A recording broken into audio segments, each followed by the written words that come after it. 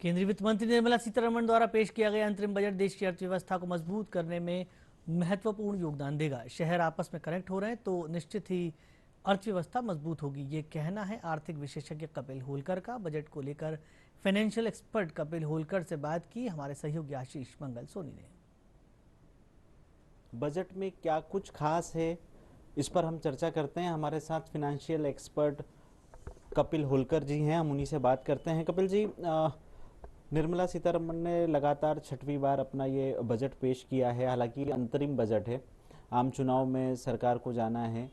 क्या लगता है आपको इस बजट से? सबसे पहला सवाल यही है कि ये बजट आपको किस तरह का लगा?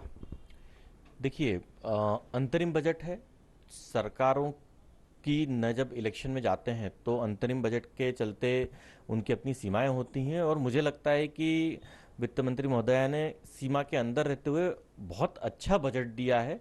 और सबसे अच्छी बात है कि मेरा मानना है कि no bad news is also good news, तो ये एक अच्छा बजट मैं मानता हूँ। बजट में आपको सबसे ज़्यादा महत्वपूर्ण क्या विषय लगा है, चाहे वो इंफ्रास्ट्रक्चर की बात हो या किसी दूसरे सेक्टर की? बिल्कुल।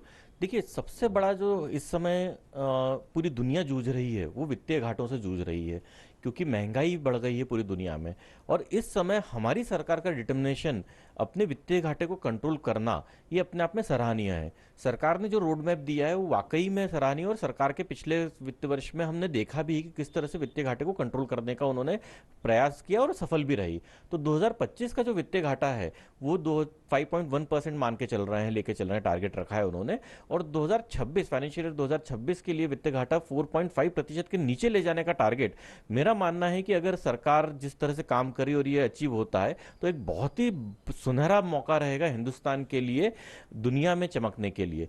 दूसरा, जो 11 लाख करोड़ का जो इंफ्रास्ट्रक्चर का स्पेंडिंग बजट है, ये गेम चेंजर होगा हमारी आने वाली नस्लों के लिए।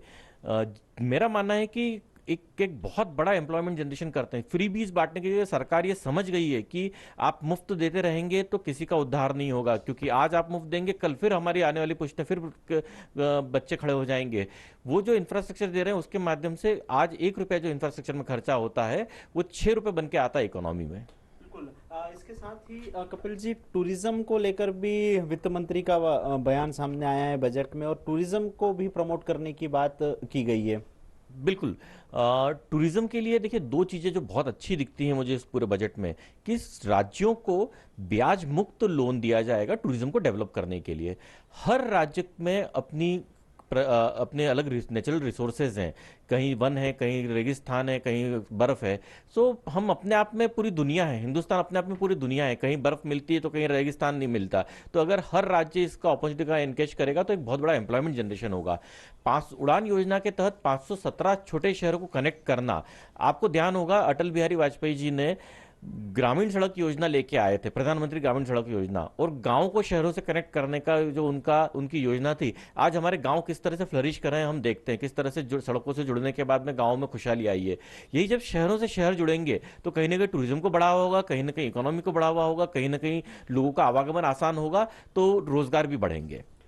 अच्छा, इसके साथ ही पावर सेक्टर को लेकर बजट को आप किस तरह देखते हैं? क्योंकि सबसे ज़्यादा डिमांड पब्लिक की तरफ से पावर सेक्टर में रही है। अभी कुछ दिन पहले प्रधानमंत्री सूर्योदय योजना हुई, सोलर एनर्जी, विंड एनर्जी, इन सबके बारे में अलग अलग काम सरकार के समय चलता रहा है। बिल्कुल। जो सरकार इस वक्त पावर सेक्टर के लिए लेके आई है, दो चीज़ें मुझे बहुत अच्छी लगी है। एक तो 300 यूनिट फ्री सोलार पावर के थ्रू बिजली जनरेट करके देने का टारगेट रखा है। मतलब जो सरकार का टारगेट है कि हम जीरो कार्बन फुटप्रिंट की तरफ जाना चाहते हैं, तो कहीं ना कहीं ये कोल या ट्रेडिशनल पावर जनरेशन को डिस्करेज करेगा। और 300 यूनिट अगर एक घर में फ्री आ रही है तो मेरा मानना है कि काफ़ी कुछ हम अपने घर की पावर की रिक्वायरमेंट को पूरा कर सकेंगे। दूसरी जो लेके आए हैं ये वीजीएफ, जो जिससे वॉलंटरी गैप फंडिंग योजना, ये पहली बार इस तरह से योजना आई है जिसमें ऑफशोर विंड एनर्जी की बात की गई है।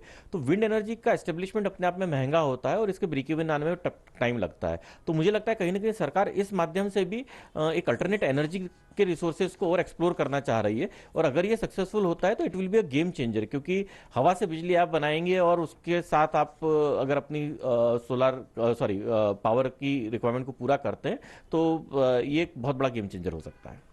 बिल्कुल, ये थे कपिल होलकर, फाइनेंशियल एक्सपर्ट, जो बता रहे थे कि ये बजट इकोनॉमिक के हिसाब से, अर्थव्यवस्था के हिसाब से बढ़िया है। जब शहर आपस में कनेक्ट होंगे तो स्वाभाविक सी बात है अर्थव्यवस्था मजबूत होगी। कैमरा पर्सन कुमार गौरव के साथ आशीष मंगल सोनी, डीडी न्यूज।